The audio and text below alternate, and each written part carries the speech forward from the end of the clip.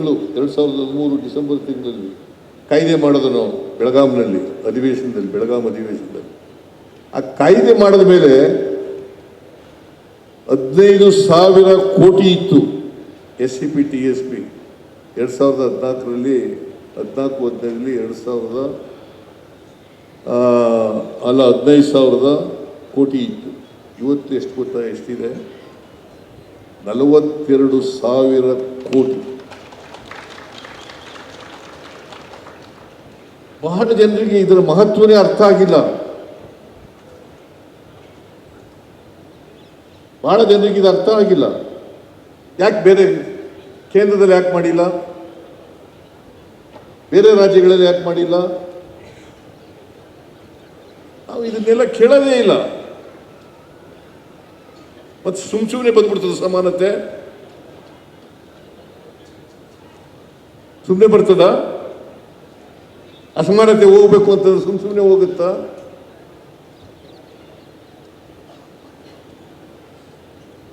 ಆರ್ಥಿಕವಾಗಿ ಬಾಬಾ ಸಾಹೇಬ್ ಅಂಬೇಡ್ಕರ್ ಅವರು ಏನು ಹೇಳಿದ್ರು? ಪುತ್ರ ಏನು ಹೇಳಿದ? ಸಮಾನತೆಯ ಸಮಾಜ ನಿರ್ಮಾಣ ಆಗಬೇಕು ಅಂತೆಲ್ಲ ಹೇಳಿದ್ದು.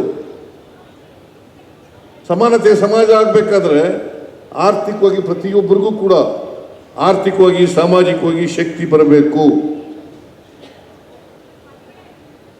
ಆರ್ಥಿಕವಾಗಿ ಶಕ್ತಿ ಬರದೆ ಹೋದರೆ, ಸಾಮಾಜಿಕವಾಗಿ ಶಕ್ತಿ ಬರದೆ ಹೋದರೆ ಬದಲಾವಣೆ ಆಗಲ್ಲ. ಸ್ವಾತಂತ್ರ್ಯ ಬಂದರೂ ಕೂಡ ಅದು ಸಾರ್ಥಕ ಆಗಲ್ಲ, ಯಶಸ್ಸನ್ನು ಕಾಣಲ್ಲ. ಆಮೇಲೆ ನಾನು ಮಾಡಿದ ಇನ್ನೊಂದು ಕೆಲಸ ಏನಪ್ಪ ಅಂತಂದ್ರೆ, ಕಾಂಟ್ರಾಕ್ಟಲ್ಲಿ ರಿಸರ್ವೇಷನ್ ತಂದದ್ದು. ಅಲ್ಲಿವರೆಗೆ ತಂದಿದ್ರ? ಬೇರೆ ರಾಜ್ಯಗಳಲ್ಲಿ ಇದೆಯಾ? ಬೇರೆ ರಾಜ್ಯಗಳಲ್ಲಿ ಯಾಕಿಲ್ಲ?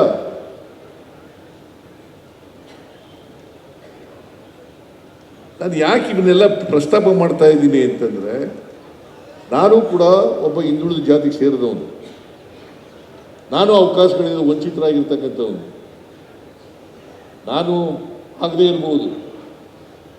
ನಮ್ಮ ಜನಾಂಗ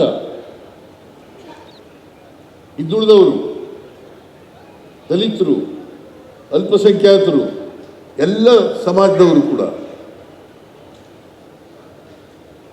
ಆಮೇಲೆ ನೀವು ಯೋಚನೆ ಮಾಡಿ, ಬಹಳ ಜನ ಹೇಳ್ತಾರೆ ಸಿದ್ದರಾಮಯ್ಯನವ್ರ ಸರ್ಕಾರ ಏನು ಮಾಡ್ತು ದಲಿತರಿಗೆ. ನೀವು ಕೆಲವು ಮನವಿಗಳನ್ನೆಲ್ಲ ಕೊಟ್ಟಿದ್ದೀರಿ.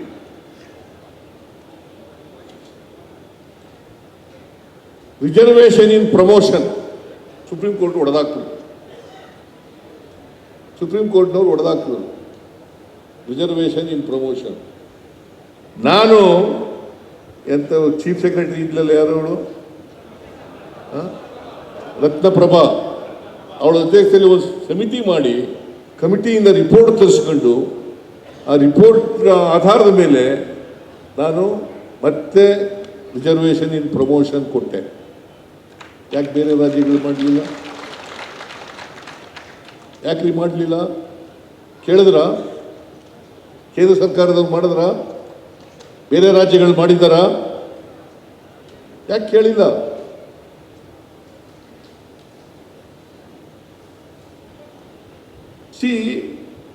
ನೀವು ಸಮಾನತೆ ಬರಬೇಕು, ಸಮಾನತೆ ಬರಬೇಕು.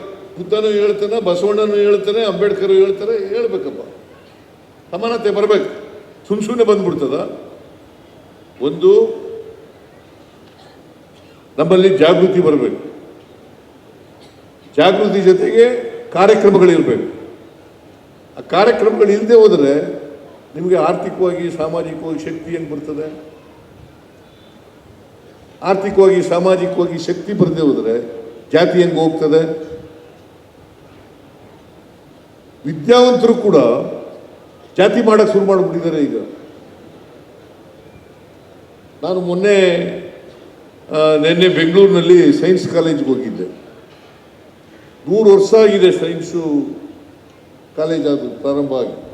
ನೀನು ಅಲ್ಲೇ ಓದ್ತಾ? ನೀನು ಅಲ್ಲಿನ? ನೀನು ಜಾತಿ ಬಿಟ್ಟಿಲ್ಲ.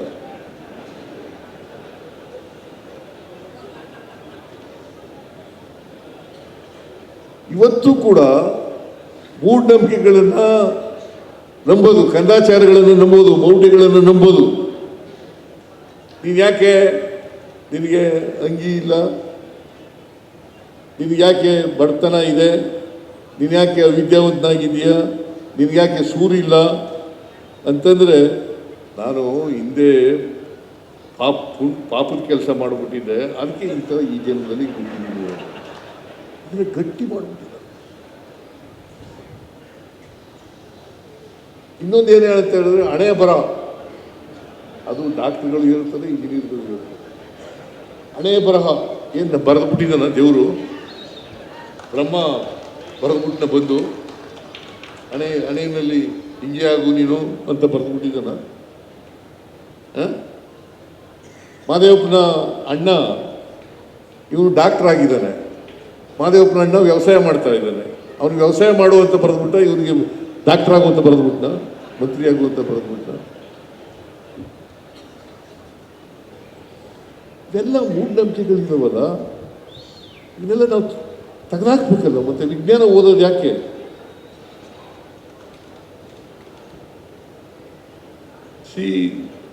ನಾವು ಅದಕ್ಕೋಸ್ಕರವಾಗಿ ಪ್ರಶ್ನೆ ಮಾಡತಕ್ಕಂಥ ಸ್ವಭಾವವನ್ನು ಬೆಳೆಸ್ಕೋಬೇಕು. ಯಾವುದು ಸರಿ, ಯಾವುದು ಸರಿ ಇಲ್ಲ, ಯಾರು ನಮ್ಮ ಪರವಾಗಿದ್ದಾರೆ, ಯಾರು ನಮ್ಮ ಪರವಾಗಿಲ್ಲ. ನಾನು ಅದಕ್ಕೋಸ್ಕರನೇ ನಾನು 83ರಿಂದ 2013ರಿಂದ 18ರವರೆಗೆ ಮುಖ್ಯಮಂತ್ರಿ ಆಗಿದ್ದೆ. ಆಗ ಅನೇಕ ಭಾಗ್ಯಗಳನ್ನು ಕೊಟ್ಟೆ. ಅವೆಲ್ಲ ಕಾರ್ಯಕ್ರಮಗಳು ಕೂಡ ಅಸಮಾನತೆಯನ್ನು ಹೋಗಲಾಡಿಸಬೇಕಾರೆ.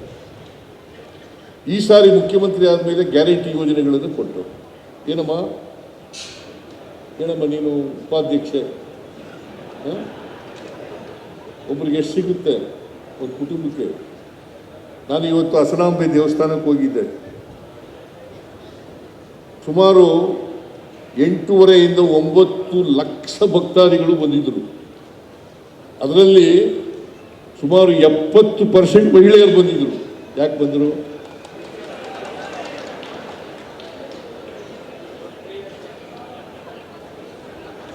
ಯಾರು ಕೊಟ್ಟದೇನೆ? ಯಾಕೆ ಕೊಟ್ಟರು? ಯಾಕೆ ಬಂದರು? ಶಕ್ತಿ ಯೋಜನೆ ಜಾರಿಯಾಗೋದ್ರಿಂದ ಅಷ್ಟು ಜನ ಬರಲಿಕ್ಕೆ ಸಾಧ್ಯ ಆಯಿತು. ಏನಪ್ಪ ನೀನು ಇದ್ದೆ. ಶಕ್ತಿ ಯೋಜನೆ ಕೊಟ್ಟದ್ರಿಂದ ಇವತ್ತು ದೇವಸ್ಥಾನಗಳಿಗೂ ಬರೋದಾಯಿತು, ಅವ್ರ ಕೆಲಸಕ್ಕೂ ಹೋಗ್ಲಿಕ್ಕೆ ಜಾಗಕ್ಕೆ ಹೋಯ್ತಾ, ಅವ್ರ ಶಾಲೆ ಮಕ್ಕಳಿಗೂ ಓದಿಸ್ಲಿಕ್ಕೆ ಸಾಧ್ಯ ಆಯಿತು. ಇದರಿಂದ ಹಾಸನಕ್ಕೆ ಬರಬೇಕಾದ್ರೆ ಎಷ್ಟು ರೂಪಾಯಿ ಖರ್ಚಾಗುತ್ತೆ? ಮೈಸೂರಿಂದ ಹಾಸನಕ್ಕೆ ಹೋಗ್ಬೇಕಾದ್ರೆ ಎಷ್ಟು ಖರ್ಚಾಗುತ್ತೆ? ಮಂಗಳೂರಿಂದ ಹಾಸನಕ್ಕೆ ಬರಬೇಕಾದ್ರೆ ಎಷ್ಟು ಖರ್ಚಾಗುತ್ತೆ? ಬಳ್ಳಾರಿಯಿಂದ ಹಾಸನಕ್ಕೆ ಬರಬೇಕಾದ್ರೆ ಎಷ್ಟು ಖರ್ಚಾಗುತ್ತೆ? ಅಷ್ಟು ದುಡ್ಡು ಉಳಿತಾಯ ಆಗುತ್ತಲ್ಲ. ದೇವಸ್ಥಾನಗಳಿಗೆ ಬರ್ತಾರೆ,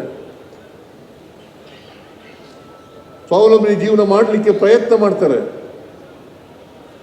2,000 ರೂಪಾಯಿ ಕೊಡ್ತೀವಿ ನಾವು ಎಲ್ಲ ಬಡವರಿಗೆ, ಎಲ್ಲ ಜಾತಿ ಬಡವರಿಗೆ, ಪಕ್ಷಾತೀತವಾಗಿ, ಧರ್ಮಾತೀತವಾಗಿ ಎಲ್ಲ ಬಡವರಿಗೂ ಕೊಡ್ತೀವಿ. ಒಂದು ಕುಟುಂಬಕ್ಕೆ 4ರಿಂದ 5 ಸಾವಿರ ರೂಪಾಯಿ ಗೃಹಲಕ್ಷ್ಮಿ, ಗೃಹ ಜ್ಯೋತಿ ಮತ್ತು ಶಕ್ತಿ ಯೋಜನೆ 4ರಿಂದ 5 ಸಾವಿರ ರೂಪಾಯಿ ಸಿಗ್ತದೆ. ನಿಮಗೆ ಶಕ್ತಿ ಹಣ ಇದಿರ್ತಾನೆ, ಖರ್ಚು ಮಾಡೋಕೆ ಹಣ ಇದಿರ್ತಾನೆ, ಕೊಂಡ್ಕೊಳ್ತಕ್ಕಂಥ ಶಕ್ತಿ ಇದಿರ್ತಾನೆ, ಬದಲಾವಣೆ ಆಗಲಿಕ್ಕೆ ಸಾಧ್ಯ ಆಗೋದು. ಕೊಂಡ್ಕೊಳ್ಳಕ್ಕೆ ಶಕ್ತಿ ಇಲ್ಲದೆ ಹೋದರೆ ಹೆಂಗಾಗ್ತದೆ?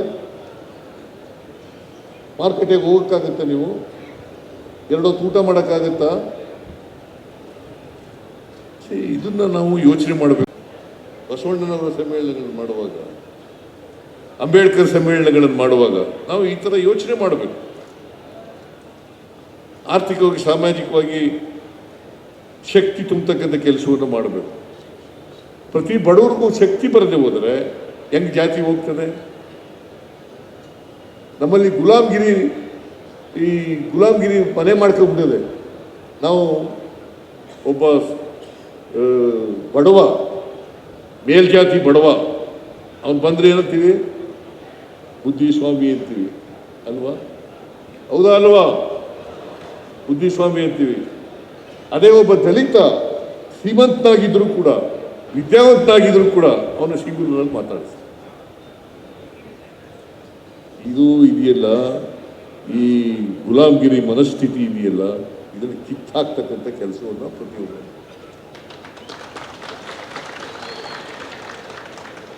ಎಲ್ಲಿವರೆಗೆ ನಾವು ಸ್ವಾಭಿಮಾನವನ್ನು ಬೆಳೆಸ್ಕೊಳ್ಳಲ್ಲ,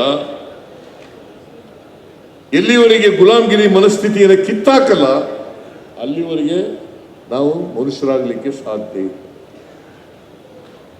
ಸ್ವಾಮೀಜಿ ಇವತ್ತೊಂದು ನನ್ನ ಕೈಲಿ ಓದಿಸಿದ್ರು, ದ್ವೇಷದಿಂದ ದ್ವೇಷವನ್ನು ಗೆಲ್ಲಲಿಕ್ಕೆ ಸಾಧ್ಯ ಆಗಲ್ಲ. ದ್ವೇಷದಿಂದ ದ್ವೇಷವನ್ನು ಗೆಲ್ಲಲಿಕ್ಕೆ ಸಾಧ್ಯ ಆಗಲ್ಲ, ಪ್ರೀತಿಯಿಂದ ದ್ವೇಷವನ್ನು ಗೆಲ್ಲಬಹುದು ಅಲ್ವಾ? ಇದು ಯಾರು ಹೇಳಿರೋದು? ಗೌತಮ ಬುದ್ಧ.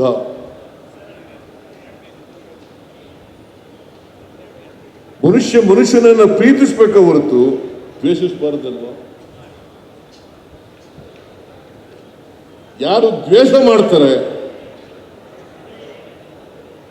ಯಾರು ಮಾನವ ಧರ್ಮಕ್ಕೆ ವಿರುದ್ಧವಾಗಿ ಮಾಡ್ತಾರೆ, ಅಥವಾ ಬಸವಣ್ಣ ಹೇಳಿದಂಥ ವಿಚಾರಗಳಿಗೆ ವಿರುದ್ಧವಾಗಿ ಮಾಡ್ತಾರೆ, ಅಂಬೇಡ್ಕರ್ ಹೇಳಿದಂಥ ವಿಚಾರಗಳಿಗೆ ವಿರುದ್ಧ ಮಾಡ್ತಾರೆ, ಮತ್ತೆ ಗೌತಮ ಬುದ್ಧ ಹೇಳಿದಂಥ ವಿಚಾರಗಳಿಗೆ ವಿರುದ್ಧ ಮಾಡ್ತಾರೆ, ಅಂಥವ್ರ ಜೊತೆಯಲ್ಲಿ ಯಾವ ಕಾರಣಕ್ಕೂ ಕೂಡ ರಾಜಿ ಆಗಬಾರದು, ಅವ್ರ ಜೊತೆ ಸೇರಬಾರ್ದು. ಇದನ್ನು ಅರ್ಥ ಮಾಡ್ಕೋಬೇಕು, ಪ್ರತಿಯೊಬ್ಬರು ಕೂಡ ಅರ್ಥ ಮಾಡ್ಕೊಂಡು ನಮ್ಮ ಸ್ವಾರ್ಥ ಏನೇ ಇರಲಿ,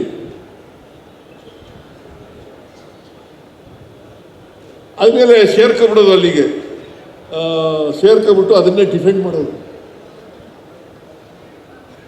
ಭಾಳ ಜನ ನೋಡ್ತಾ ಇದ್ದೀನಿ ನಾನು, ಡಿಫೆಂಡ್ ಮಾಡೋದು.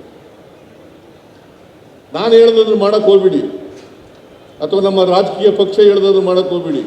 ಬುದ್ಧ ಏನು ಹೇಳ್ದ, ಬಸವಣ್ಣ ಏನು ಹೇಳ್ದ, ಅಂಬೇಡ್ಕರ್ ಏನು ಹೇಳಿದ್ರು ಅದನ್ನು ಮಾಡಿ.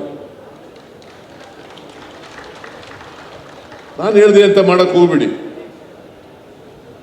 ಅದು ಮಾಡೋಕ್ಕೋಸ್ಕರ ಪುರುಷೋತ್ತಮ ಮತ್ತು ಸ್ವಾಮೀಜಿಯವರು ಜ್ಞಾನ ಪ್ರಕಾಶ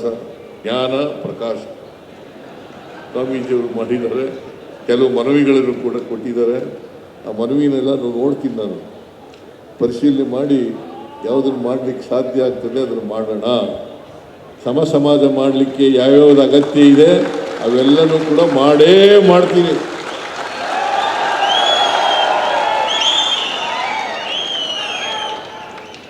ಇಷ್ಟನ್ನು ಹೇಳಿ ಪಾಪ ಬೆಳಿಗ್ಗೆಯಿಂದ ಕೂತಿದ್ದೀರಿ ನೀವು. ನಿಮ್ಮನ್ನು ನೋಡಿದ್ರೆ ಭಾಳ ಸಂತೋಷ ಆಗ್ತದೆ. ಒಬ್ಬ ಕೂಡ ಅಲ್ಲಾಡಿಲ್ಲ. ಭಾಳ ಸಂತೋಷ ಆಗ್ತದೆ. ಒಳ್ಳೆ ಕ್ರೌಡು, ಒಳ್ಳೆ ಆಡಿಯನ್ಸು,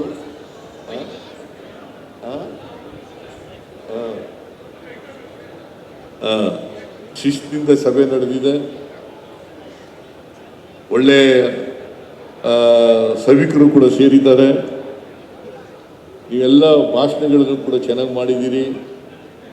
ಬರೀ ಭಾಷಣ ಮಾಡಿದ್ರೆ ಸಾಲದು, ಆರ್ಥಿಕವಾಗಿ ಸಾಮಾಜಿಕವಾಗಿ ಶಕ್ತಿ ತುಂಬತಕ್ಕಂಥ ಕೆಲಸ ನಾವು ನೀವೆಲ್ಲ ಪ್ರಯತ್ನ ಮಾಡೋಣ ಅಂತ ಹೇಳಿ ನನ್ನ ಮಾತುಗಳನ್ನು ಮುಗಿಸ್ತೇನೆ. ಜೈ ಹಿಂದ್, ಜೈ ಕರ್ನಾಟಕ, ಜೈ ಸಂವಿಧಾನ, ಜೈ ಬೌದ್ಧ. ಹೆಚ್ಚಿನ ವಿಡಿಯೋಗಳಿಗೆ ಪ್ರತಿಧ್ವನಿ ಯೂಟ್ಯೂಬ್ ಚಾನೆಲ್ ಸಬ್ಸ್ಕ್ರೈಬ್ ಮಾಡಿ, ಬೆಲ್ ಐಕಾನ್ ಕ್ಲಿಕ್ ಮಾಡಿ.